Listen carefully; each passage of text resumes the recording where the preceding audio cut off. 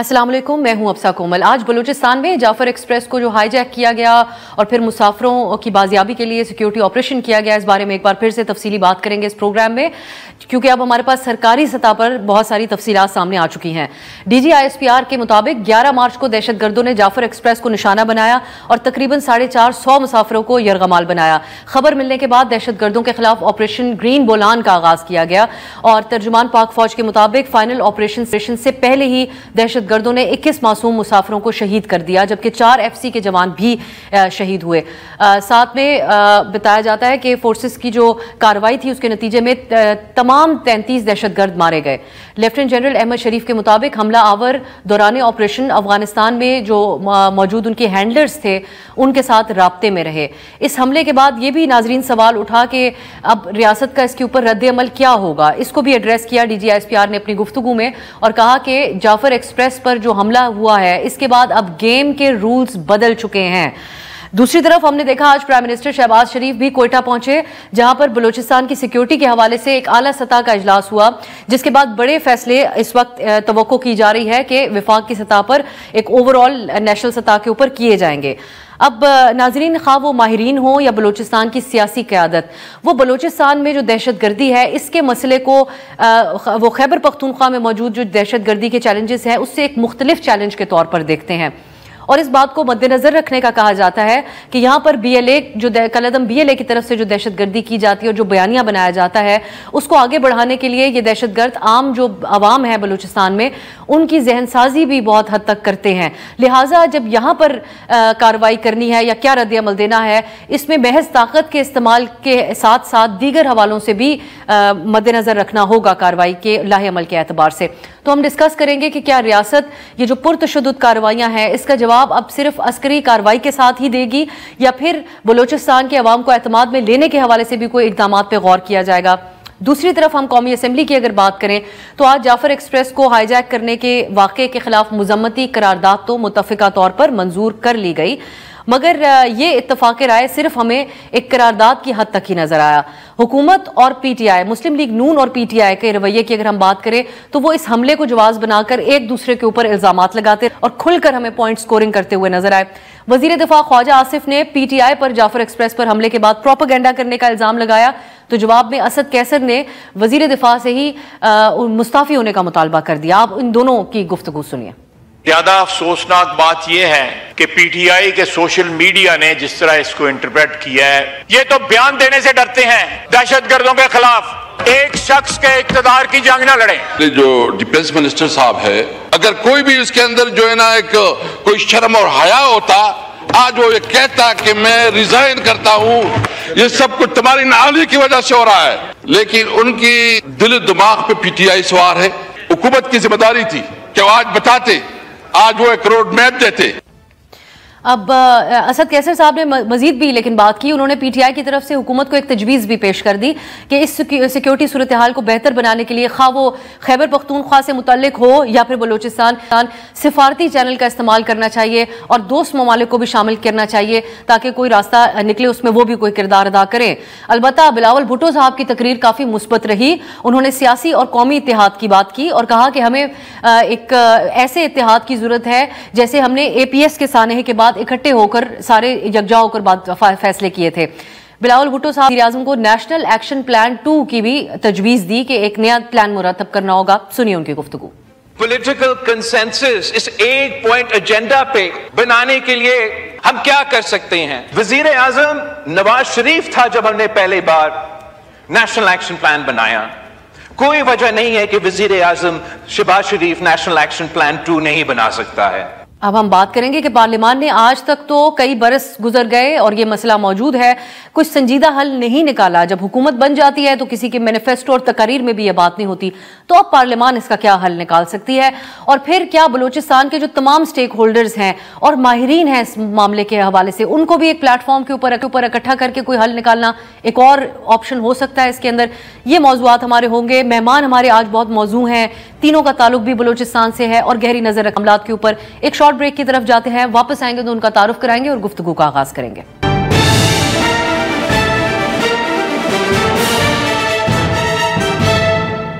Break के बाद खुश आमदेद। अब हम बात करेंगे कि बलूचिस्तान में जाफर एक्सप्रेस को जिस अंदाज में हाईजैक किया गया, फिर एक बड़ा सिक्योरिटी ऑपरेशन तो हुआ है, लेकिन इस सब के अंदर हमारे पास सीखने को क्या कुछ है और अब क्या फाइनली कुलाहे अमल बनेगा बलूचिस्तान के मसाइल को डील करने के लिए।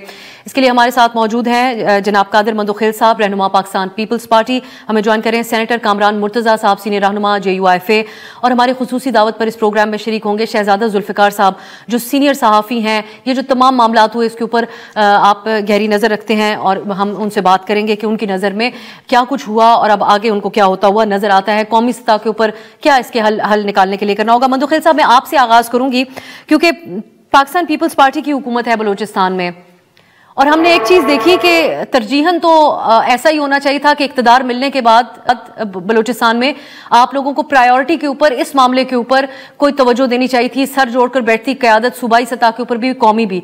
लेकिन अब ये इतना बड़ा वाक़या पेश आया तो आज बिलावल साहब बात कर रहे हैं जिसको एक मुस्बत पेश गुफ्तगू कहा जा रहा है कि एक इत्तेहाद होना चाहिए, मुश्तरका लाहे अमल होना चाहिए, लेकिन ये फर्स्ट प्रायोरिटी नहीं होनी चाहिए थी हुकूमत बनने के बाद?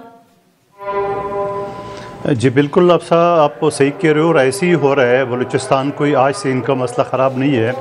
एक ज़माने से खैबर पख्तूनख्वा और बलूचिस्तान में दहशत गर्दी का जो लेयर है, और बलूचिस्तान में तो बल्कि दो पार्ट में और है। जहाँ पश्तून बेल्ट है वहाँ TTP कार्रवाई कर रही है, जहाँ बलोच बेल्ट है वहाँ BLA कार्रवाई कर रही है। तो ये दोनों मुख्तलिफ एंगल, दोनों मुख्तलिफ जावे से, तो मैं ये समझ रहा हूँ कि उसके ऊपर कता कलामी की बात है क्योंकि आप गालिबन कराची में हैं जहां पर आज़ान हो रही है, उसके रिस्पेक्ट में हम थोड़ी देर के लिए रुक जाते हैं। मीनवाइल कामरान मुर्तज़ा साहब में ज्वाइन कर चुके हैं। सेनेटर कामरान मुर्तज़ा साहब, आपको भी मैं खुश आमदीद कहती हूँ। मंदोखेल साहब तो इसके ऊपर बात कर रहे हैं, उनकी तरफ मैं दोबारा जाऊंगी। पीपल्स पार्टी की हुकूमत है बलूचिस्तान में, लेकिन मौलाना साहब की जो तकरीर थी कौमी असम्बली में कुछ दिन पहले, उन्होंने बिल्कुल निशानदही की थी इन हालात की जो बलूचिस्तान में हैं सिक्योरिटी के हवाले से और खैबर पख्तूनख्वा में। उन्होंने कहा बहुत से इलाके नो गो एरियाज बन चुके हैं, और आज अब ये वाक़या जब पेश आया तो हम देखते हैं उसके बाद फिर प्राइम मिनिस्टर साहब वहाँ पर जाते हैं और एक्नॉलेज किया जाता है कि जो लोग निशानदेही कर रहे थे काफ़ी हद तक दुरुस्त कर रहे थे। लेकिन अब आपकी नज़र में इसका हल कोई सामने आना पार्लियामान से ही तवक्को की जाए जिसने नज़रअंदाज किया इस मसले को साल से? पार्लियामान में हमने बल्कि बहुत दफ़ा रिक्वेस्ट की है कि आप डिबेट के लिए बलूचिस्तान पे और खैबर पख्तूनख्वा पे 1-2 दिन फिक्स करिए और इस पे डिबेट करवाइए कि हालात इस तरह से हैं। देखिए, पार्लियामान जो है बज़ाहिर जो है, आप उसको जो भी कहें इस वक्त, आज फॉर्म 47 कहें, फॉर्म 45 कहें, मगर पार्लियामान जो है वो अवाम का नुमाइंदा होता है, और ओनर जो है ओनरशिप अवाम की उस वक्त मिलती है जब पार्लियामान में कोई फैसले हों। आपके यहाँ मसला ये है कि आपके फैसले कहीं और होते हैं और वो फैसले शख्सियत के ऊपर डिपेंड करते हैं। आज शख्सियत A है तो उसका फैसला कोई और होगा, शख्सियत B होगी तो फैसला तब्दील हो जाएगा। आपके यहाँ ये पता नहीं चलता कि आपने जो ना वो आगे बढ़ना है या आपने पीछे हटना है। आप आगे बढ़ते बढ़ते अचानक जो है वो पीछे हट जाते हैं, और पीछे हटते हटते अचानक जो है ना दाएं बाएं हो जाते हैं। तो ये चीज़ें जो है ये नुकसान देती हैं। फैसले ऐसे होते हैं जो कई दहाइयों के लिए होते हैं, और उसकी जो शाखें फूटती हैं वो पार्लियामान के अंदर से। तो पार्लियामान को हकीकी इख्तियार दीजिए और हकीकी नुमाइंदे वहाँ बैठे हों और वो फैसले करें और फैसलों की इम्प्लीमेंटेशन हो, और वो एक मुस्तकिल बुनियादों पे हो, ना कि एक के साथ जो ना एक फैसला जुड़ा हो दूसरे के साथ दूसरा फैसला जुड़ा हो। सही। अब आगे हम कामरान साहब आपसे बात करेंगे कि जिस किस्म के हमें प्राइम मिनिस्टर साहब भी बात करते हैं तो एक भरपूर लगता है कि एक नए तरीके का हमें कोई बड़े फैसले होते हुए नजर आएंगे, और DG ISPR की तरफ से भी ये कहा गया कि अब इसमें रूल्स ऑफ द गेम जो है वो बिल्कुल तब्दील हो चुके हैं। तो उससे क्या मुराद ली जाए? मंदोखेल साहब, आपसे मैं जानना चाहूँगी दोबारा, जैसे हमने पहले जाना आपसे कि पीपल्स पार्टी की क्योंकि वहाँ पर हुकूमत है, एक आम ख्याल जहन में तो यही आता है कि पीपल्स पार्टी एक तजुर्बेकार जमात है जो जानती है पाकिस्तान के मुख्तलिफ इलाकों में क्या चैलेंजेस हैं। तो जब आप लोगों ने बलूचिस्तान में हुकूमत संभाली तो उसके बाद रियासती इदारों को ऑन बोर्ड लेकर तो कोई एक हल निकालने की पोजीशन में, तो एक स्ट्रॉन्ग पोजीशन में तो बज़ाहिर आप लोग ही नजर आते हैं। क्या रुकावट रही कि यह आपकी तरजीह नहीं थी हुकूमत में आने के बाद? आज अलबत्ता बिलावल साहब ज़रूर इत्तेहाद की बात कर रहे हैं। नहीं, अफसा बलूचिस्तान का मसला जो काफ़ी ज़माने से है, अकबर बुगटी साहब या उससे पहले के दौर में ये मसले चलते आ रहे हैं। आपको याद होगा पिछला जब पीपल्स पार्टी को हुकूमत मिली थी, रईसानी साहब हमारे चीफ मिनिस्टर थे, अब आजकल वो जमयत में शमूलियत इख्तियार कर ली है।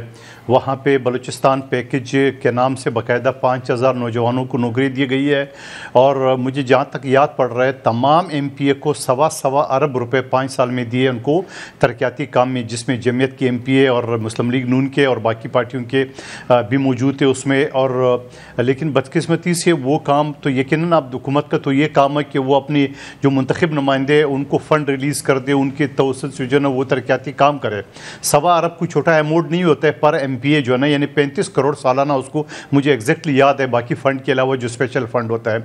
उसके अलावा पीपल्स पार्टी ने इस बात पर भी कोशिश की, आपको याद होगा कि बलूचिस्तान जहाँ बुगटी साहब या ताला महंगल साहब या खैर बख्त मरी साहब या दूसरे जो रहनुमा थे वो हमेशा छोटे सूबों की हुकूक की बात करते थे। आपको याद होगा कि 18वीं तरमीम के ज़रिए आसिफ अली जरदारी साहब ने अपने इख्तियारात तो दिए सदर पाकिस्तान के, बल्कि छोटे सूबों को जो ना वो इख्तियारात दिए जो उनकी इनकी एक मांग थी। और आज बहुत सारे लोगों को ये अच्छी नहीं लग रही है कि छोटे सूबों को इख्तियारात दिए गए। NFC अवार्ड के हवाले से देख ले, अगर फंड के हवाले से देख ले, मुलाजिमतों के हवाले से, लेकिन मौजूदा दौर की भी तो बात करें ना मंदुखिल साहब, ये BLA का चैलेंज तो आज तारीखी लेवल के ऊपर पहुंच गया, ऐसी तो मिसाल माजी में भी नहीं मिलती। जी मैं उसी तरफ आ रहा हूँ, मुझे आप जुमला कबल, क्योंकि मैं आपको एक दौर की बात बता रहा हूँ जो हमारी हुकूमत थी 5 साल, उसकी बात बता रहा हूँ आपको। अभी मौजूदा हुकूमत हमारी मुस्लिम लीग नून के साथ जो है ना वो इत्तेहाद में है, और तकरीबन 1 साल मुकम्मल हो गया। और 1 साल में आप देख रहे हैं, मैं आपको एक चीज़ बताऊँ, कामरान मुर्जा साहब मेरी बात की तस्दीक करेंगे कि खैबर पख्तूनख्वा में जहाँ दहशतगर्दी से निपटने के लिए वो एक फोर्स से लड़ रहे हैं, मतलब TTP से लड़ रहे हैं। बलूचिस्तान में यहाँ 2 फोर्स है, पश्तून एरिया में TTP कार्रवाई कर रही है और बलोच एरिया में BLA और दूसरी बलूच तंजीमें काम कर रही, यानी एक वक्त पे हुकूमत जो है ना वो 2 मास पे लड़ रही है। और मैं समझ रहा हूँ कि इस तरह वाक़या तो पाकिस्तान में कहीं भी पाकिस्तान में हुआ है, पहले भी हो चुका है, पंजाब में हो चुका है, सिंध में हो चुका है। तो यकीनन ये जिम्मेदारी हम सब की। आज बिलावल साहब ने जब असम्बली के फ्लोर पे ये बात की है कि हमें सबको इकट्ठा होना पड़ेगा। आज भी अगर मैं कहूँगा कि PTI ने आज भी एक जो रिस्मन, चले मैं इस तरफ आगे जाके आते हैं सर, ये पॉलिटिकल बातचीत के ऊपर हम आते हैं। मंदुखिल साहब अगर आप इजाजत दें, ये कहते हुए कि खैबर पख्तूनख्वा के अंदर भी जो दहशतगर्दी का चैलेंज है वो मुख्तलिफ किस्म की तंजीमें वहां पर भी ऑपरेट कर रही है, लेकिन आगे कामरान साहब इसके ऊपर जरूर रिस्पॉन्ड कर देंगे, जिसने आपने उनसे मुखातिब करते हुए बात की। शहजादा जुल्फिकार साहब भी हमें ज्वाइन कर चुके हैं। शहजादा जुल्फिकार साहब, एक आम आदमी पाकिस्तान में इस वाक़े के बाद बड़ा तशवीश का शिकार है कि दहशतगर्द तंजीम किस कदर ताकतवर हो गई कि जिस तरह के वाक़े की कोई मिसाल इस मुल्क की तारीख में नहीं मिलती, वो रोनुमा हो गया। आपने बहुत क्लोजली मॉनिटर किया वहाँ बलूचिस्तान में मौजूद होते हुए ये जो वाक़या पेश आया, उसके बाद फिर खा वो सिक्योरिटी ऑपरेशन हो या आज प्राइम मिनिस्टर साहब भी वहाँ पर मौजूद हैं।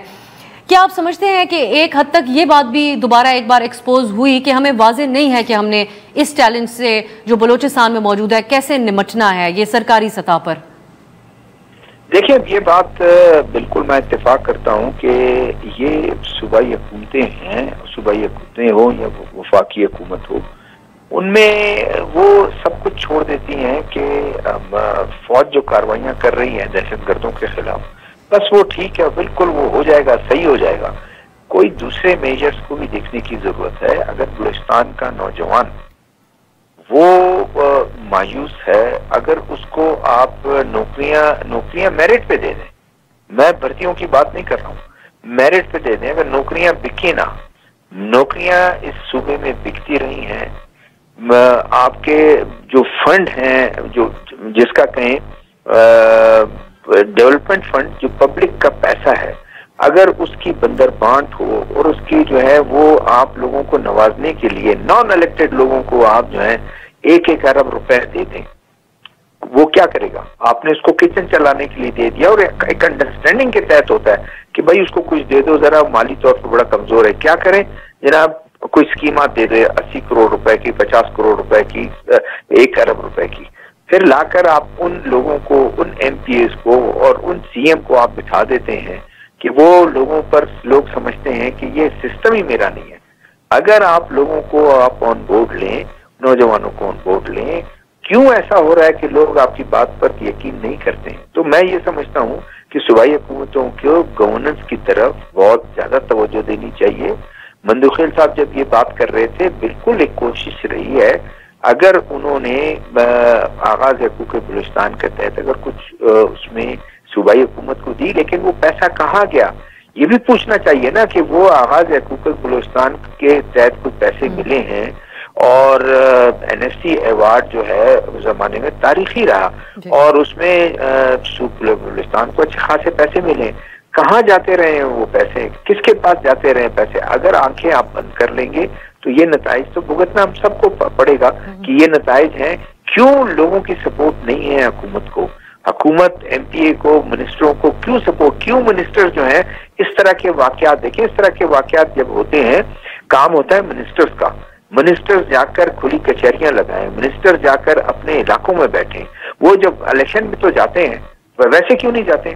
تو وہ ان کا کام ہے، کالجز میں جائیں، یونیورسٹی کے اسٹوڈنٹس سے بات کریں، نوجوانوں سے بات کریں کہ بھئی کہاں تم خیال کرنا کسی ایسے کام میں ملوث نہ ہونا کہ جس میں تم خود اپنی زندگی بھی برباد کر لو، اپنی فیملی کی زندگی۔ لیکن وہ اس طرح کے واقعات ہوتے ہیں، وہ اپنے پی ایس کو تو لکھا دیتے ہیں، ان کے بیانات اخبارات میں ہم دیکھتے رہتے ہیں، اس کے علاوہ ان کا نہ کوئی چہرہ دیکھتا ہے نہ وہ پبلک میں جاتے ہیں۔ جب آپ پبلک سے رشتہ توڑ لیں گے تو پبلک آپ کی کیوں بات سنے گی؟ تبھی بہت بڑا سوال ہے۔ جی بالکل، میں اب اسی طرف لے کے جاتی ہوں، اور ہم نے دیکھا ہے کہ اسی طرح کے جذبات اختر مینگل صاحب نے بھی بڑی نا امیدی کا اظہار کیا کل، جو ان کا پیغام سامنے آیا تھا کہ یہ معاملات ہمارے ہاتھ سے نکل چکے ہیں۔ لیکن کامران صاحب یہ اس پہ ضرور آپ روشنی ڈالیے گا کہ کس طریقے سے ایک بہت بڑا چیلنج دہشت گردی کا خیبر پختونخوا میں بھی ہے، اور آپ کی جماعت دونوں حوالوں سے بات کرتی ہے، دونوں جگہوں پر نشانے پر بھی رہی ہے آپ کی جماعت۔ ہم نے دیکھا کچھ حالیہ 1-2 برس کے اندر زیادہ واقعات ہوئے، تو کس طرح مختلف ہے خیبر پختونخوا میں موجود دہشت گردی کے چیلنج سے بلوچستان میں کل عدم بی ایل اے کے ہاتھوں ہونے والی دہشت گردی کا معاملہ، اور پھر نوجوان کی جب ہم بات کرتے ہیں جو کہ پورے پاکستان میں ایک بڑی تعداد میں موجود ہیں، بلوچستان کا جو نوجوان ہے وہ بہت زیادہ مایوس ہے اور سالہ سال سے ہے۔ پرائم منسٹر صاحب جو آج وہاں پر موجود تھے اور تقریر کر رہے تھے بریفنگ کے بعد، اس میں انہوں نے کہا کہ چائنا سے جو اسکالرشپ ہیں اس پہ بہت سے نوجوان بلوچستان سے جا رہے ہیں۔ یہ اقدامات تو پہلے ہوتے رہے، ابھی مندوخیل صاحب نے اپنے فنڈز کا بھی ذکر کیا جو پیپلز پارٹی کے دور میں دیے گئے تھے، لیکن کیوں یہ ناکافی رہے؟ کیوں ان کی وجہ سے کچھ مدد نہ ہو سکی؟ نہیں ہے کہ آپ فنڈ دیں یا نوکری دیں، سب سے پہلی بات یہ ہے کہ آپ ان کو حق اختیار دیں، ان کو وہ حق دیں، ان کو اپنی حکومت بنانے کا، اپنا مینڈیٹ چننے کا یہ اختیار دیں۔ جب تک آپ یہ اختیار اپنے پاس رکھیں گے معاملات آپ کے درست نہیں ہوں گے۔ آپ انڈیپینڈنٹ جو ہے نا چھوڑ دیجئے ان کو، اور ان کو فیصلے اپنے کرنے دیجئے، جو الیکٹ ہو کے آتا ہے اسی کو آنے دیجئے، نہ کہ جو ہے نا وہ ایسے لوگ جو آپ کے چوزن ہو وہ لوگ جو ہے وہ حکومت کریں۔ اگر ایسا آپ کریں گے تو یہ مسائل حل نہیں ہوں گے۔ آپ 100 دفعہ کوشش کر کے دیکھ لیجیے، یا آپ نے اتنے سالوں میں کوشش کر کے دیکھ لیے، اس طرح سے ان کوششوں سے معاملات ٹھیک نہیں ہوتے۔ دوسری بات یہ ہے کہ وہ جو مسائل دیے جاتے ہیں کیا وہ گراس روٹ لیول تک پہنچتے ہیں؟ یہ ایسا سوال ہے جس کا جواب ہر آدمی کو پتہ ہے۔ ہر شخص وہاں کا رہنے والا جانتا ہے کہ وہاں کے لوگوں تک وہ پانی، وہاں تک وہ ٹیل اینڈ ہے، اس تک پانی نہیں پہنچتا، ان کو اس کا کوئی فائدہ نہیں ہوتا۔ یہ فائدہ ہوتا ہے تو چند لوگوں کو ہوتا ہے، یہ فائدہ جن کو ہوتا ہے ان کا نام بھی لیا جا سکتا ہے، مگر جو ہے وہ کیونکہ جواب دینے کے لیے یہاں موجود نہیں ہے اس لیے اس وقت مناسب نہیں ہے۔ مگر یہ عام پبلک کے لیے کوئی وہ نہیں کہ ان کو جو ہے ان تک یہ فوائد پہنچ رہے۔ نوکریوں کی بات کرتے ہیں، نوکریوں میں تو اس وقت کلاس 4 کی نوکریاں بھی جو ہے قابل فروخت ہے، اور کون فروخت کرتا ہے؟ میرے جیسے لوگ فروخت کرتے ہیں۔ جب میرے جیسے لوگ، میرے اسٹیٹس کے لوگ یہ حرکتیں کریں گے تو پھر جو ہے نا اس کے بعد آپ کسی خیر کی امید رکھیں۔ میں اب اس ایک شارٹ بریک کی طرف جاتے ہیں، جب واپس آئیں گے تو پھر میں اسی بات کو آگے بڑھاؤں گی کہ عوامی نمائندہ حکومت ہونا کس حد تک ضروری ہے، اس پہ مندوخیل صاحب بات کریں، اور پھر اب آخر میں اس کا حل جو ہے وہ کہاں سے آئے؟ پارلیمان کی طرف سے تو آئے، لیکن کیا ماہرین کو اور جو لوگ ان معاملات کے اوپر گہری نظر رکھتے ہیں، اس کی تمام سینسٹیوٹیز کو سمجھتے ہوئے بلوچستان میں جو عوام اور نوجوان ہیں ان کی ذہن سازی کے حوالے سے اس وقت کہاں تک معاملات پہنچ چکے ہیں، ان کو مد نظر رکھتے ہوئے کون لوگ ہیں جن کو انگیج کرنا ہوگا، اس کے اوپر بات کریں گے ایک بریک کے بعد۔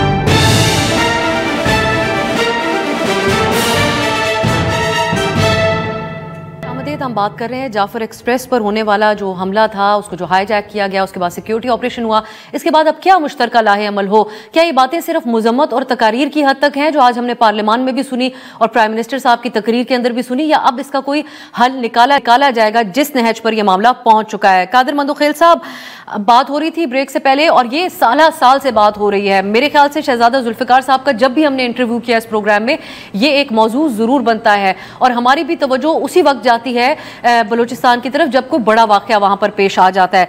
सो अवामी नुमाइंदा हुकूमत होना जिसके ऊपर अवाम को, बलूचिस्तान के लोगों को एतमाद हो, तो वही कोई हल निकाल सकेगी। इस तरफ तवज्जो हमारी क्यों नहीं जाती? बहुत से सवालात आज जो वहां पर हुकूमत मौजूद है उस हवाले से भी उठाए जाते हैं।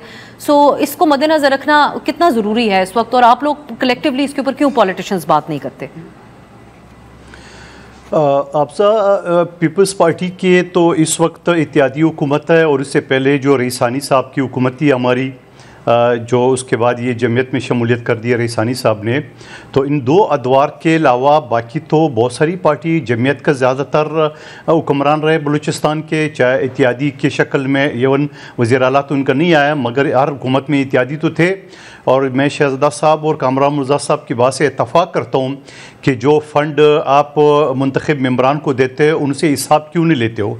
आपको मैं ये बता दूँ कि जो बलूचिस्तान पैकेज के तहत जो पैसे मैंने आपको बताया 1.25 अरब रुपए दिए 5 साल में, वो तमाम मेम्बरान दे, चाहे हुकूमत के चाहे अपोजिशन के, ये सारे। लेकिन साथ साथ मैं ये भी साथ कहूँगा, इनकी बात से मैं इत्तफ़ाक़ करता हूँ कामरान मिर्ज़ा साहब की, कि आप लोगों को वहाँ पर सबसे बड़ा मसला बलूचिस्तान में रोज़गार का है। इससे पहले जो नौकरियाँ दिए 5000 मैंने आपको बताया वो बिल्कुल ओपन मेरिट पे दिए, और इस मरतबा भी सरफराज भुट्टी साहब पहले ऐलान कर चुके हैं कोई वज़ीर नौकरियाँ नहीं बेचेगा। माजी में बेचते थे, इसमें कोई शक नहीं है, कामरान मिर्ज़ा साहब तस्दीक करेंगे, हर वज़ीर बेचते थे, हर अपने अन्य इलाके के नौकरियाँ बेचते थे, लेकिन इस मरतबा तो ऐलान कर चुका है। और अभी पिछले हफ्ते यानी ज़कात का जो महकमा है वो 30 करोड़ रुपये खर्च करते थे, जो कि पिछले 2 साल से खर्च नहीं किया है, तकसीम नहीं किया है, लेकिन उनके तनख्वाहों के ऊपर 80 गाड़ियाँ और 1 अरब 60 करोड़ रुपये इस पर खर्चा आ रहे। तो लिहाजा सरफराज भुट्टी साहब ने वो महकमा ही ख़त्म कर दिए कि भाई 1 अरब 60 करोड़ आप सिर्फ अखराजात कर रहे हो और 2 साल से आपने कोई पैसा भी आपने तकसीम नहीं किया गरीब आवाम में। तो इस टाइप की अखराजात से दूर रहने चाहिए। और मैं अगर दूर दराज इलाकों की बात करूँ, तुर्बत ग्वादर साइड पे वहाँ जो लोग पेट्रोल वगैरह ये सारे बॉर्डर के ज़रिए वो स्मगल करते हैं, यकीनन रोज़गार नहीं है, मजबूरी है। या अगर मैं पश्तून बेल्ट की बात करूँ, चाहे पिशीन, चमन का, ज़ोब का, लोरलाई का, इनका भी ज़र माश ज़रात कोई ख़ास नहीं है वहाँ पे, और कोई कारोबार है ही नहीं है, यही बॉर्डर से कोई चीज़ें वीज़ें ला के वो बेचते हैं, वो भी आपने उसके ऊपर रोज़गार बंद कर दिया। तो मैं समझ रहा हूँ कि आप अगर रोज़गार दें नौजवानों को तो नौजवान कभी भी जो है ना उन इंतज़ामों की आतों नहीं चढ़ेंगे। यकीनन एक नौजवान बेरोज़गार हो, घर में उसकी बहनें शादी हुए, बुजुर्ग वालिदैन हो, और एक तरफ कलादम तंजीमें उनको हज़ारों रुपए ऑफर कर ले, दूसरी तरफ हुकूमत कुछ नहीं दे सके, तो यकीनन उनका जो है ना वो ध्यान उस तरफ जाएगा। तो मैं समझ रहा हूँ। इसी तरह आज वज़ीर आज़म ने बात की कि हमने सबका फाटा को 600 अरब दिए है, तो आप मुझे बता दें 600 अरब रुपए किधर खर्च हुआ है? मुझे तो एक स्कूल, एक कॉलेज नजर नहीं है, न मैंने सुना है टीवी टेलीविजन पे, हालांकि मेरा इलाका ज़ोब है, ज़ोब इसके साथ टच है वज़ीरिस्तान, और एक ज़माने से जो है ना वज़ीरिस्तान में लॉ एंड ऑर्डर की सूरत हाल ख़राब होती थी कि मैं पेशावर पढ़ने जाता था तो बड़ी मुश्किल से हमारा जाना होता है। तो मैं ये समझ रहा हूँ कि ऐसे इलाकों में, चाहे वज़ीरिस्तान हो चाहे बलूचिस्तान के सारे इलाके हो, वहाँ जब तक आप रोज़गार नहीं देंगे लोगों को, वहाँ पे रोज़गार नहीं देंगे, रोज़गार देंगे तो बाख्तियार होंगे। आप बाख्तियार की बात में कामरान मिर्ज़ा साहब से इत्तफ़ाक़ करता हूँ, मगर आप मुझे बता दो कि ये अरबों रुपये MNA MPA सरदारों नवाबों को फंड देने के बावजूद वही मुंतखब होते हैं। तो फिर मुझे एक बात बता दो कि वही लोग मुंतखब होता है, कोई और बाहर से तो बंदा तो नहीं आता है। जो जिस इलाके में है 2-4 आदमी होता है, कभी एक आता है कभी दूसरा आता है, तो इसका क्या मतलब? इसका मतलब ये कि इन्हीं लोगों ने आवाम को काबू में रखा है, वो जो मर्जी कर ले। मैं सबकी बात नहीं करूँ, अच्छे लोग भी मौजूद है, मगर सबसे पहले आप जब तक आवाम को रोज़गार नहीं देंगे तब तक ये ऐसी तंजीमों के ये नौजवान इस्तेमाल होते रहेंगे। ये मैं अब कामरान साहब, अब आपकी अंडरस्टैंडिंग के मुताबिक सिर्फ नौकरियां दे देना ही हल होगा इसका, कि ताकि नौजवान जो सोच रहा है इस वक्त, जो भी उनके जज्बात हैं या उनको भड़काया जा रहा है जिस भी अंदाज में, वो मसला हल हो जाएगा इससे? और नौकरियों के हवाले से जो दावा कर रहे हैं मंदोखेल साहब, इस पर भी अगर आप कुछ कहना चाहें। नौकरियां मसले का हल नहीं है, रोजगार यकीनन मसले का एक हल जरूर है, मगर वो छोटा हल है। उससे पहले आपको उनकी हकीकी नुमाइंदगी उनके हवाले कर दीजिए, उनको ये हक उनके दे दीजिए। ये आज का नहीं, ये बहुत पुराना मसला है। نمائندگی کا حقیقی حق. آپ کے معاملات جو ہے نا یہ جو بیٹھ کے جو ہے نا ضرب تقسیم کرتے ہیں, جمع تفریق کرتے ہیں, یہ کام بند کر دیجیے. ہم سارے پاکستانی ہیں, سارے محب وطن ہیں, ہم سب جو ہے پاکستان کے لیے ہیں, مگر اس کے لیے جو ہے نا پھر آپ اس میں سے کچھ مخصوص لوگوں کو جب چن لیتے ہیں ضرب تقسیم کر کے, جمع تفریق کر کے, تو اس سے معاملات پہلے نمبر پہ اس سے خراب ہوتے ہیں. پھر اس کے بعد لوگوں کو کانفیڈنس دینا ہے, وہ کانفیڈنس دیجئے. پھر یقیناً روزگار بھی ان کا حق ہے. پھر یہ جو غلط پالیسیاں ہیں آپ وہ ہمیں نظر آتی ہیں, غلط پالیسیاں. آپ کا ایک ایک چیک پوسٹ جو ہے نا وہاں پہ جو ہے اس کی ایک ایک رات کی قیمت ہے.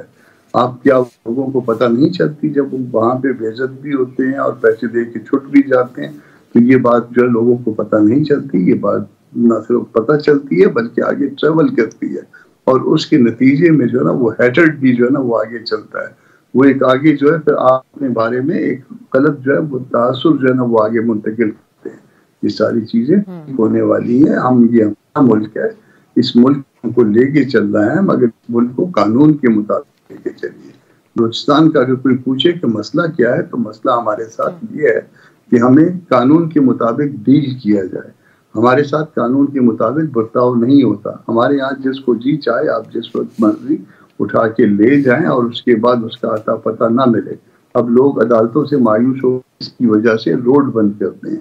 روڈ بند کرنے سے ان کا مسئلہ حل ہو جاتا ہے. عدالتیں ان کا مسئلہ حل نہیں کر پائیں, ایوان ان کا مسئلہ حل نہیں کر پایا, صوبائی اسمبلیاں ان کا مسئلہ حل نہیں کر پائیں. روڈ بند کرنے سے, جب قانون ہاتھ میں لینے سے مسئلہ حل ہو گیا. یعنی ایک نے قانون ہاتھ میں لیا, ایک کو اٹھا لیا, دوسرے نے قانون ہاتھ میں لیا, روڈ بند کر دیا. تو پھر جب مسئلے جو ہے وہ قانون کو ہاتھ میں لینے سے حل ہوں گے, تو پھر معاملات اسی طرح سے خدا نخواستہ مزید خراب ہوتے جائیں گے. میں پھر کہہ رہا ہوں کہ یہ ہمارا ملک ہے, ہمارا وطن ہے, ہمیں اس سے پیار ہے, مگر کم از کم قانون پہ عمل درآمد کیجیے. شہزادہ ذوالفقار صاحب, آج پرائم منسٹر صاحب بھی کوئٹہ میں موجود ہیں. ہم بڑی بدقسمتی ہے کہ اتنا بڑا واقعہ پیش آتا ہے تو اس کے بعد ہی پھر توجہ جاتی ہے. حالانکہ خیبر پختونخوا سے بھی یہ آوازیں آ رہی ہیں کہ پرائم منسٹر صاحب نے ابھی تک وزٹ نہیں کیا ہے. تو اب پرائم منسٹر صاحب نے جو تقریر کی اس میں انہوں نے ایک ان محور جو ہمارا پارلیمان میں بھی نظر آیا, ایک دوسرے کے اوپر تنقید کرنے کا کچھ تھوڑا وہ بھی جھلکا ان کی گفتگو سے, کہ جب کہتے ہیں کہ جب دہشت گردی کا سر کچلا جا رہا تھا پھر کس نے واپس طالبان کو لایا. تو گفتگو میں بھی کلعدم بی ایل اے سے زیادہ طالبان کے حوالے سے بات ہو رہی تھی. سو آپ کی نظر میں یہ پرائم منسٹر صاحب کا جو وزٹ ہے اس میں کوئی بڑے فیصلوں کی آپ توقع کرتے ہیں, یا وہی مذمتی بیانات اور اس قسم کی بریفنگز تک ہی یہ معاملہ محدود رہے گا؟ مجھے اجازت دیجیے گا 1 منٹ ذرا. میں ممدوح صاحب قابل احترام ہے کافی, اور ان کی پارٹی کو یقیناً وہ ڈیفینڈ کریں گے, وہ ٹھیک ہو غلط ہو جو بھی ہو وہ ڈیفینڈ ضرور کریں گے. دیکھیں بات یہ ہے کہ میں تو یہ سمجھتا ہوں کہ آج بھی یہ شاید کامران صاحب شاید اس لیے بات نہیں کر رہے ہیں کہ وہ سمجھیں گے کہ وہ پیپلز پارٹی کو تنقید کا نشانہ بنا رہے ہیں, لیکن ایز اے انڈیپینڈنٹ جو ہے وہ اینالسٹ میں بات کر رہا ہوں کہ کچھ ایسے لوگ ہیں آج بھی اگر جو یہ کہہ رہے ہیں کہ اتنے لوگ آئے اور انہوں نے اربوں روپے کا فنڈ استعمال کیا, وہ آج بھی ہو رہا ہے, آج بھی پیپلز پارٹی کے لوگ کر رہے ہیں.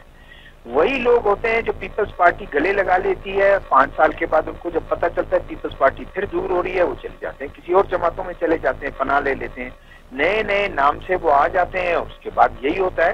تو یہ کوشش یہ ہے کہ گورنمنٹ کی کوشش یہ ہونی چاہیے توجہ دے, گورننس پہ توجہ دے. یہ کرپشن پہ, صرف کرپشن پہ سرفراز مفتی صاحب ضرور کہتے ہیں, لیکن عملاً آگے کچھ بتائیں کہ واقعی نوکری نہیں بک رہی ہے اور میرٹ پہ نوکریاں دی جا رہی ہیں. میرٹ پہ چلیں 50% 60% آپ دے دیں تو معاملات کسی طرف تھوڑی سی چیزوں کی طرف جائیں گے. اور آپ نے نوجوانوں کو بتانا ہے کہ یہ ریسورسز آپ کا ہے, کوئی چوری نہیں کر رہا ہے, کوئی ریسورسز اس کو کہیں نہیں لے جا رہا. یہ ملک کے ریسورسز ہیں, بلوچستان کے ریسورسز ہیں. آپ کا پہلا حق ہے, ہم آپ کو یہاں پر آپ کو روزگار دیں گے اور آپ اس کے مالک ہیں. اگر آپ اس کو یہ تو وہ دیتے تو مسئلہ کہیں تک وہ بہتر ہو سکتا ہے. رہی آپ کا جو سوال ہے, اور ایک بات میں بتاؤں گا, یہ اتنا زیادہ ناسور کی طرح پھیل گیا ہے کہ یہ ڈیولپمنٹ فنڈ جو ہے اس سے تو پیسے ایڈوانس میں ٹھیکیداروں سے لے کے حکومتیں چینج کی جاتی رہی ہیں اسی صوبے میں. تو جب یہ حالات ہوں گے کہ آپ اربوں روپے ایڈوانس میں ٹھیکیداروں سے لے کر حکومتیں آپ چینج کریں اور لا کے ایسے ایسے بندوں کو بٹھا دیں کہ جن کو جو ہے آپ کو وہ نہیں سارے ادھر بھاگیں گے، شاید جس طرح شاید اس کے گڑ کی طرف مکھیاں بھاگتی ہیں تو پھر اسی طرح معاملات ہوں گے. ہاں بات یہ ہے کہ آپ پریکٹیکل اسٹیپ لینے کی ضرورت ہے کہ آپ عملاً کام کریں. جو کام کامران صاحب جو ہے جس طرف اشارہ کر رہے ہیں، مندوخیل صاحب جس طرف اشارہ کر رہے ہیں، آپ کو پریکٹیکل سٹیپس لینے پڑیں گے. کیوں ایسا ہوتا ہے مجھے بتائیں. لا اینڈ آرڈر ایک ڈپٹی کمشنر سے آپ جا کے پوچھیے تو ایک ایس پی سے پوچھیے تو صحیح، 500 فورس اس کے پاس ہے لیویز کا یا پولیس کا، اس میں سے آدھے سے زیادہ تو یہ آپ کے ایم پی اے رشتے دار اور دوسرے جو چہتے ہیں وہ ان کو گارڈ کر رہی ہوتی ہیں. وہ کہتے ہیں کہ ہم نفری کہاں لگائیں، کدھر لگائیں نفری. پولیٹیکل بنیاد پر بھرتیاں ہوتی ہیں، پولیٹیکل بنیاد پر وہ ان کے گھر پہ ان کے خادم ہوتے ہیں. پبلک فنڈ میرا اور آپ کا فنڈ ہوتا ہے، وہ ان کے گھر پہ جو ہے وہ ڈیوٹیاں دے رہے ہوتے ہیں. گاڑیاں پیٹرول یہ سارے وہ ان کے لیے وہ موو کرتے ہیں. یہ نہیں ہونا چاہیے. اگر کسی نے 2 گارڈ رکھنے ہیں، اسٹیٹ 2 گارڈ دے دے، گورنمنٹ 2 گارڈ دے دے، باقی کہیں کہ آپ پیمنٹ کریں. پھر میں دیکھتا ہوں کہ کون 2 گارڈ سے زیادہ رکھتا ہے. اب ان کی مرضی ہے. 20 جو ہے لیویز والے پولیس والے ساتھ کرائیں، کون پوچھنے والا ہے. یہ گورننس بہتر کرنے کی ضرورت ہے. آپ کو ہاسپٹل میں ڈاکٹر کی ایک لمبی فہرست نظر آئے گی کہ ان کی ڈیوٹی ہے، لیکن وہ کوئٹہ میں بیٹھے ہوتے ہیں، کراچی میں بیٹھے ہوتے ہیں، کوئی ان کی داد رسی نہیں کرتا عام لوگوں کی.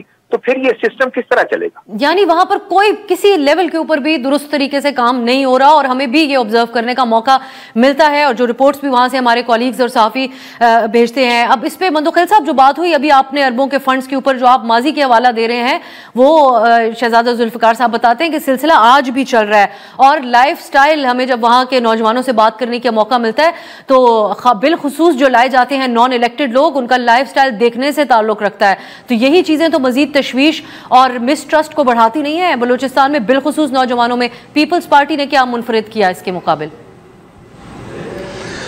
دیکھیں، میں شہزادہ صاحب کی بات سے اتفاق کرتا ہوں کہ وہاں پہ اس طرح کمیشن بھی چلے جاتا ہے، مگر یہ کمیشن کون سے صوبے میں نہیں جاتا ہے؟ ہر صوبے میں. لیکن سوال تو میرا یہ ہے، میں نے یہ بات اسمبلی میں بھی اٹھائی تھی بات، یہ ہمارے جو بیوروکریسی ہے جو کہ 40-50% رشوت لیتے جس کو کمیشن کہتے ہیں. آپ مجھے بتاؤ کہ جب نئی حکومت آ جاتی پھر وہ چلانگ مار کے اس کو ساؤد آ جاتی ہے، پھر ان کے ساتھ کرپشن کرتی ہے، پھر آنے والے حکومت کے ساتھ پھر وہ مل جاتی ہے. تو اس بیوروکریسی کو لگام کون دے گا؟ سیاستدان کتنے ہوں گے؟ اور میں آپ کو ایک بات بتا دوں، کامران مرزا صاحب اس بات کو جانتے ہیں، بلوچستان میں کوئی ایسا نہیں کہ کنگلے لوگ رہتے ہیں. ہر شخص اپنی ضلع میں یا اپنے علاقے میں سردار نواب کے علاوہ خان زمیندار اس ٹائپ کے لوگ ہیں، اور پورے ملک میں میں نہیں کہتا ہوں. لیکن آپ مجھے انگلی میں نہیں بتا سکتے کہ وہاں سیاستدان کتنی ہے. 2 ہوں گے، 4 ہوں گے، 5 ہوں گے، 50 ہوں گے. مگر یہ جو ہزاروں کی تعداد میں آپ کی بیوروکریسی ہے، جو یہ بل میں نے قومی اسمبلی میں پیش کیا تھا کہ انہی بیوروکریسی کو وہ ریٹائرمنٹ کے بعد پھر اس پہ لیتے ہیں، کانٹریکٹ پہ لیتے ہیں. کیوں؟ یہ جو ہمارے نوجوان ہیں، جو بچے بچیاں پڑھتے ہیں پاکستان میں، پاکستان سے باہر، ان کو آخری نوکری کب ملے گی؟ میرے بل مسترد کر دیے مسلم لیگ نون نے کہ ہمیں ضرورت ہے. اور بابا آپ کو ضرورت ہے چند لوٹوں کو، بگڑوں کو، باباؤں کی، تو آپ 5-7% رکھ لیں آپ. یعنی میں آپ کو بتا دوں کہ اس وقت محتسب اعلیٰ پاکستان کا چیف سیکرٹری ریٹائر ہوا ہے، 10 سال سے وہ ایکسٹینشن میں بیٹھا ہوا ہے. ان کا رجسٹرار پچھلے 20 سال سے 80-82 سال کا بزرگ ہے، وہ بیٹھا ہوا ہے. اس طرح تمام اداروں کے سربراہ جو نا وہ ریٹائرڈ لوگوں کو بٹھائیے. کیوں؟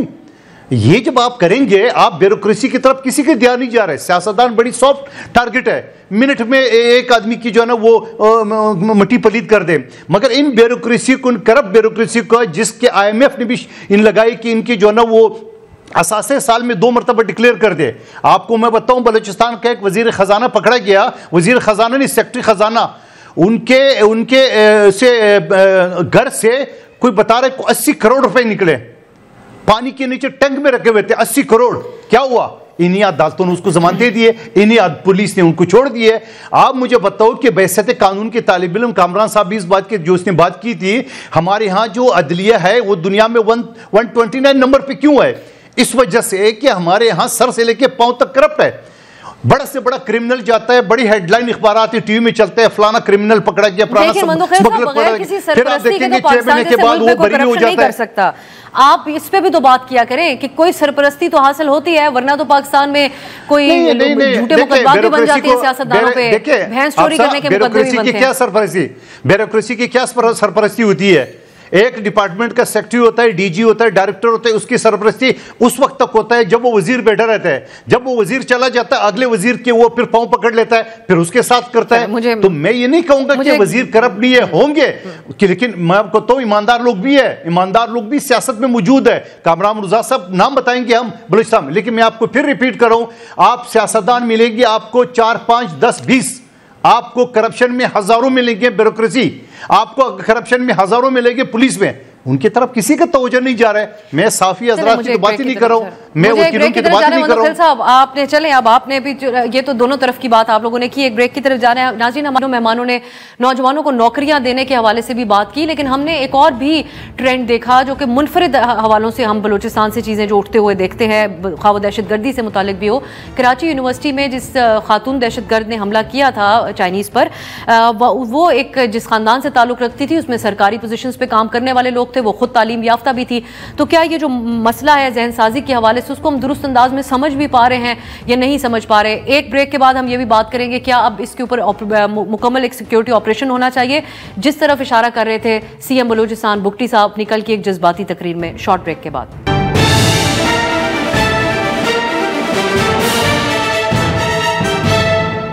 کے بعد خوش آمدید. ہم بات کریں بلوچستان میں ایک اور بڑا جو دہشت گردی کا واقعہ پیش آیا. اب اس کے بعد ہمارا کیا لاہ عمل ہونا چاہیے, جو ماضی میں بنانے سے قاصر رہی ہماری قومی قیادت بھی اور دیگر ادارے بھی.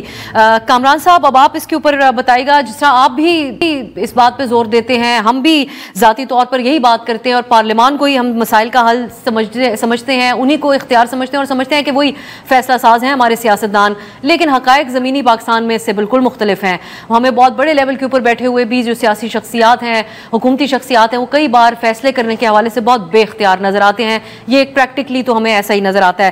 سو آپ کی نظر میں کیا ان کے علاوہ بھی, پولیٹیکل لوگوں کے علاوہ بھی بلوچستان سے کن سٹیک ہولڈرز کو, آپ کے کلوزنگ کامنٹ پہ میں چاہوں گی آپ بتائیں, اس میں شامل کرنا چاہیے؟ اور سی ایم صاحب نے جو بات کی تھی, انہوں نے کہا ایک طرف سے اگر تشدد کا راستہ اپنایا جاتا ہے تو پھر بات تو ان سے ہو سکتی ہے جو بات کرنا چاہتے ہیں, ان کو تو جوابی طور پہ پھر ایسے ہی جواب دینا ہوگا طاقت کے استعمال سے. آپ سمجھتے ہیں کہ اب ایک فل آن سیکیورٹی آپریشن ہونا چاہیے کل عدم بی ایل اے کے خلاف؟ دیکھیے, یہ بظاہر حل آپ کو نظر آتا ہوگا, مگر بظاہر یہ انفیکٹ یہ حل نہیں ہے. پہلی بات تو یہ ہے کہ ڈیبیٹ کے بغیر آپ جو بھی حل نکالیں گے اس کا کوئی اونر نہیں ہوگا, اور اونرشپ کے بغیر جو ہے نا پھر آپ 1-2 سال تک ممکن ہے کہ معاملات کو دبا لیں, مگر اس کے بعد پھر اگلے 3 سال کے بعد, 2 سال کے بعد, 4 سال کے بعد یہ پھر سامنے آ جائیں گے. یہ 5ویں 6ٹھی انسرجنسی ہے جو بلوچستان میں چل رہی ہے, اور ہمیشہ جو ہے نا وہ اس کا حل جو ہے اس آپریشن میں تلاش کیا گیا, اور آپریشن کے نتیجے میں 1 آدھ سال, 2 سال, 4 سال کے لیے معاملہ درج کیا, مگر اس کے بعد پھر اٹھاتا ہے. اس کے لیے پارلیمان کی جو ہے نا وہ اجتماعی رائے کی ضرورت ہے, نہ کہ شخصیات یا دیگر ادارے. تو ان سے مشورہ لیا جا سکتا ہے, ان سے مشورہ کیا جا سکتا ہے, مگر کوئی ایسا پائیدار اور مستقل حل نکالنا ہوگا عوام کے نمائندوں کے سطح پہ کہ جس کی ملکیت جو ہے عوام کے پاس ہو اور عوام آپ کے ساتھ چلے. ورنہ آپ پھر جو ہے نا زبردستی میں جو مرضی کر لیں معاملہ, آج شاید آپ کو بظاہر حل نظر آئے, پھر اگلی حکومت ہوگی تو اس میں جو ہے نا وہ معاملات اسی طرح سے آپ کو تشنا نظر آئیں گے اور خرابی کی طرف مزید جاتے ہوئے نظر آئیں گے. ہر آپریشن کے نتیجے میں جو ہے وہ انسرجنسی کا جو والیوم ہے وہ بڑھ گیا ہے. تو پھر اگر آپریشن مسئلے کا حل ہے تو پھر وہ والیوم بڑھ جانا جو ہے وہ کچھ اور بات کی نشاندہی کرتا ہے. جی شہزادہ ذوالفقار صاحب, کل D G S P R صاحب نے جو گفتگو کی اس میں وہ یہ کہتے ہیں, اور یہ اہم تھا ان کا جملہ ان کی گفتگو میں, کہ یہ جو حملہ ہوا ہے اب جعفر ایکسپریس پر, اس کے بعد رول آف کے جو گیم کے جو رولز ہیں وہ اب بدل چکے ہیں. اس بیان سے آپ کیا مراد لیتے ہیں؟ اور اگین میرا جو پہلے ایک سوال تھا جس کو آپ ایڈریس اس موقع پہ نہیں کر پائے, کہ پرائم منسٹر صاحب کا جو دورہ ہے, آپ ایکسپیکٹ کرتے ہیں اس میں کوئی بڑا فیصلہ کیا جائے گا جس کا اعلان ہم سنیں گے؟ دیکھیں, پہلے بھی پرائم منسٹر کوئی بھی وہ آتے رہے ہیں, پریزیڈنٹ آتے رہے ہیں, اس طرح موقع پر وہ یہ بات کرتے رہے ہیں. آج بھی پرائم منسٹر صاحب نے سینیٹرز, ایم این اے, ایم پی اے سے ان سے ملاقات کی, ان سے بات کی. دیکھیں, ہم جب کامران صاحب بھی ایک اشارہ کر رہے ہیں, ہم بھی یہ بات کر رہے ہیں کہ تمام پولیٹیکل پارٹیز کو یہ ملنے سے ان کے لوگ وہ اپنی اپنی باتیں کرتے ہیں. دیکھیں, وہ صرف کچھ خوف ہے ان ایم این اے, ایم پی ایس کو, ان سے اگر بات کی تو پتہ نہیں ہمارا کیا بنے گا. یہ نہیں کرنا چاہیے. آپ نے دیکھیں یہاں کے کمپرس جماعتوں کو آپ نے دیوار سے لگا دیا. آپ سمجھتے ہیں کہ یہ سب سے بڑے دشمن ہیں، اور بھائی وہ پارلیمنٹ کی بات تو کرتے ہیں. جو پارلیمنٹ کی بات نہیں کر رہے ہیں اسے بات نہ کریں، لیکن جو پارلیمنٹ میں بیٹھے ہوئے ہیں یا پارلیمنٹ کی بات کرتے ہیں، الیکشن میں حصہ لیتے ہیں، آپ ان سے ضرور بات کریں، ان کو آن بورڈ لیں. اگر آپ ان کو آن بورڈ نہیں لیں گے، نقصان آپ کا ہے، ان کا نہیں ہے. وہ جو نیریٹو کی بات کریں گے، وہ نیریٹو مل کے وہ زیادہ اس نیریٹو کو اسٹرانگ کرے گا. تو آپ اس چیز کو ضرور محسوس کریں کہ ان کو سب کو لیں. یہ جو ابھی ہم نے کہا نا، مندوخیل صاحب نے بہت ابھی برس پڑے وہ بیوروکریسی پہ. بیوروکریسی ضرور کرپٹ ہوگی، لیکن اس کی سرپرستی یہی سیاستدان کرتے ہیں، کہیں اور کرتے ہیں نہیں کرتے ہیں. بلوچستان میں میں دعوے سے مندوخیل صاحب کو کہتا ہوں کہ یہاں بالکل کر رہے ہیں، سب مل کے بناتے ہیں. 2008 میں انہی کی حکومت پیپلز پارٹی کی بنی تھی نا حکومت، اور اس میں جمعیت علماء اسلام تھی نا. تو یہی پہلی دفعہ یہ رولز طے کر لیا گیا تھا کہ 100% ڈیولپمنٹ فنڈ جو ہیں وہ کس کے ذریعے خرچ ہوں گے؟ ایم پی ایس کے ذریعے، کیونکہ ایم پی اے کہتے ہیں ہم الیکٹڈ لوگ ہیں. یہی بات وہ جو ہے ہر چیز کو اپلائی کرتے ہیں. لوگ میرے لگیں گے کیونکہ ہم الیکٹڈ لوگ ہیں، نوکریاں ہمارے تھرو تقسیم کرنے ہم الیکٹڈ لوگ ہیں. ڈاکٹر میری مرضی کا ہوگا، deputy commissioner, S P, S H O میری مرضی کا، ہم الیکٹڈ لوگ ہیں. بھائی کہاں ہو گیا؟ آج بھی یہ کچھ ہو رہا ہے. تو ایک شخص، میں نام نہیں لوں گا، ایک شخص جو کہتا ہے کہ میں زرداری صاحب کا اسپوکس پرسن ہوں بلوچستان میں، وہ جو کچھ کر رہا ہے تو اس پہ بھی ذرا توجہ دینے کی ضرورت ہے. یہ چیزیں ہوں گی، چیزیں زیادہ بگڑیں گی. تمام پولیٹیکل پارٹیز کو ایک اس پہ پیج پہ آنا پڑے گا. کم از کم بلوچستان کو قومی ایشو کے طور پر اس کو ایڈریس کرنا پڑے گا. اس معاملات کو کہ جس کی بھی حکومت آئے گی کم سے کم وہ یہ دیکھے گی کہ ہم نے گورننس کو بہتر بنانا ہے، اور یہ ڈیولپمنٹ فنڈ کو جو ہے اس کو ضرورت کے مطابق تقسیم کرنا ہے. ضرورت کے مطابق پی این ڈی کیوں تقسیم نہیں کرتی؟ پی این ڈی کیوں نہیں کرتی ہے کہ اس کو ہم نے ایک پلان بنانا ہے ڈیولپمنٹ اسکیم کا، ہم نے اس کو خرچ کرنا ہے. ایم پی اے کیوں جو کچھ بنائے جو کچھ کرائے، پی این ڈی کو اختیار ہی نہیں ہے کہ وہ اس کو نان فیزیبل قرار دے. وہ تو کہے کہ فیزیبل ہے، کیونکہ ایم پی اے صاحب کا جو ہے وہ شوق ہے روڈ بنانے کا. 3 مہینے کے بعد 6 مہینے کے بعد وہ روڈ کسی اور صوبے میں ہوتا ہوگا. مندوخیل صاحب کہتے ہیں کمیشن ہوتا ہوگا. ہم تو اس وقت بلوچستان کی بات کر رہے ہیں نا. بلوچستان میں یہی چیزیں جا کر ڈیولپمنٹ، یہی کرپشن کا پیسہ پھر چلا جاتا ہے، ان تنظیموں کو بھی چلا جاتا ہے. یہ گورنمنٹ کے ریکارڈ میں موجود ہے. وہ ایم پی اے دیتے رہے ہیں، بلیک میل ہو کر وہ پیسہ جو ہے پتہ دیتے رہے ہیں. جی بہت اہم آپ نے نشاندہی کی ہے اس بارے میں بھی. اب مندوخیل صاحب ان باتوں سے آگے بڑھتے ہوئے، کیونکہ میرے پاس تھوڑا کم وقت ہے، اب آپ یہ ایک سینسٹیو جو معاملات ہوتے ہیں اس پہ ایکسپیکٹ کیا جاتا ہے کہ جو سینسٹیو سٹیٹمنٹس دیں گے، بالخصوص وہ پولیٹیشنز یا پارلیمان میں اپنی تقاریر کے اعتبار سے بھی، یہ پی ٹی آئی کے جو بھی رد عمل آتا رہا اس معاملے کے اوپر، وزیر دفاع بھی اس کے اوپر بات کرتے ہیں، وفاقی وزراء کے بھی یہی ٹویٹس آتے رہے کہ یہ پی ٹی آئی پروپیگنڈا کر رہی ہے. اپوزیشن کا طریقہ کار تو چلیں جو بھی ہو اس پہ بعد میں بات ہو سکتی ہے، لیکن ایسے موقع کے اوپر اگر سیکیورٹی پالیسی کے حوالے سے اپوزیشن تنقید کر رہی ہے تو اس میں کیا حرج؟ یہ ایک دوسرے کو ہی ٹاپک آف ڈسکشن بنا لینا مزید اس محرومی کو بڑھاتا نہیں ہوگا؟ بلوچستان میں بیٹھا ایک عام جو شہری دیکھتا ہوگا کہ ہمارے مسئلے کے اوپر پارلیمان میں کیا بات ہو رہی ہے، اور وہاں بات ہو رہی ہے ایک دوسرے کے اوپر طنز. اب صاحب بالکل ایک مجھے جملہ کہنے دو جو شہزادہ صاحب نے کیے ہے. شہزادہ صاحب آپ نے شاید کبھی الیکشن لڑا یا نہیں لڑا ہے. یہ جو ایم پی اے، ایم این اے یا امیدوار ہوتا ہے وہ ہر گھر کے ہر خوشی غم میں شامل ہوتا ہے. ان کو پتہ ہے کون سی سڑک بنانی ہے، کہاں پہ بنانی ہے، کدھر بنانی. ایک ڈپٹی کمشنر کو کیا پتا؟